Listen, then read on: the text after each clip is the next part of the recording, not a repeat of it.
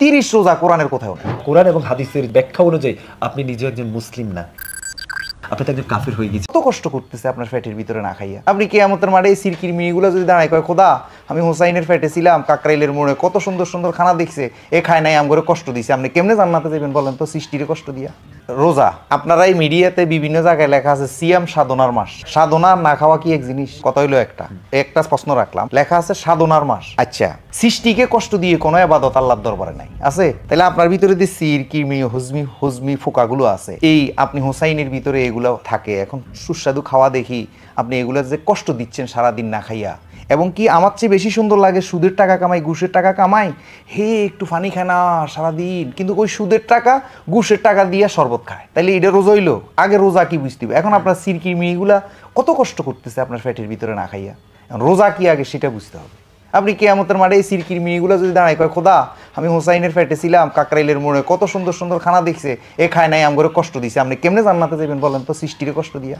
সারা পৃথিবীর কোটি কোটি মানুষ যারা মুসলমান, তারা পুরো দিনের বেলায় উপাস থেকে তারা রোজা রাখছে কোনো কিছু না খেয়ে আল্লাহর জন্য, তাহলে এটার ব্যাখ্যা আপনি ভিন্নভাবে দিচ্ছেন। কোনো ভিন্নভাবে না। শুনেন, এই দেশের মধ্যে যে ইসলামটা প্রতিষ্ঠিত হয়ে আছে বর্তমানে, সেই ইসলামটা ইয়াজিদের বানানো ইসলাম। সেই কারণে আমাদের সুফিবাদের সাথে আমরা যারা অলিয়া অলিয়া মুখী, ওদের সাথে আপনাদের সাথে এই ইসলামের সাথে কোনো মিল ফলে না। এখন আসেন, এই যে 30 রোজা কোরআনের কোথাও নেই, আছে সকাল থেকে শুভ সাদেক থেকে। আরে এই দেশের মানুষ তো সকাল সন্ধ্যায় চিনে না, দিন আর রাতে চিনে না, আপনি কি বুঝাইবেন? এখন আসেন 30 রোজা, এত মানুষ কষ্ট করতেছে। এখন আসবে হাদিস আসছে নবী দুনিয়ার থেকে বিদায় নেওয়ার 250 বছর পরে। নবী থাকতে যদি আসতো তো মনের বুঝাইতাম যে নবী থাকছে, দেখছে সব। আচ্ছা, শোনা কথার কোনো সাক্ষী আছে? আপনি শুনছেন এই খুন হয়েছে, এটার কোনো সাক্ষী নিব? যে নিব না। তাইলে এই হাদিস হইলো শোনা কথা গেল এটা। তাহলে আপনি হাদিসও মানছেন না নাকি? হাদিস শব্দের অর্থ হইলো কথা, তো কথা না মানলে তো আমি বোবাই থাকতাম। আল্লাহ রাসূলের যে কথাগুলো, বাণীগুলো যেগুলো হাদিস বলি আমরা, যেমন আপনি এই যে আপনি বারবার মিফতাহুল জান্নাতি সালাহ কইছেন না, এইটা অনেক আলেমে কইতেছে এইটা হইলো গরিব হাদিস, এটা এই হাদিস কোনো হাদিসে নাই। তো এবার আপনি কোথায় যাইবেন? জাল হাদিস বলছে তো এখন এইটা রাসূলের কথা আবার জাল হইতে পারে, চিটিংবাজ পারি করতে হইতে পারে। আপনার যে কথাগুলো, এই কথা অনুযায়ী কিন্তু আমরা দেখছি যে কোরআন এবং হাদিসের যে ব্যাখ্যা অনুযায়ী আপনি নিজে একজন মুসলিম না।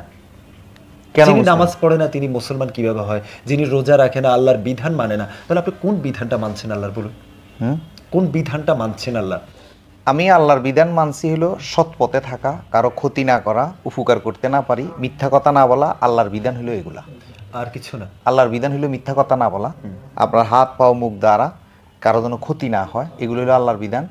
এরপরে সুদ না খাওয়া, পরের হক নষ্ট না করা, পরের নারীর দিকে কুনজরে না তাকানো, এই আল্লাহর বিধানগুলো। এই ভুল ব্যাখ্যার কারণে এই হিসাবে তো আপনি মুসলিম থাকতে পারেন, এবার অস্বীকার করার কারণে আপনি তো একজন কাফের হয়ে গেছেন, মুসলমানের জায়গায় নেই। আপনার দৃষ্টিতে যদি আমি কাফের হই, শকর বলে কেন? আমার দৃষ্টিতে না, কোরআনের দৃষ্টি কখনো না। আমি ওপেন চ্যালেঞ্জ করতেছি।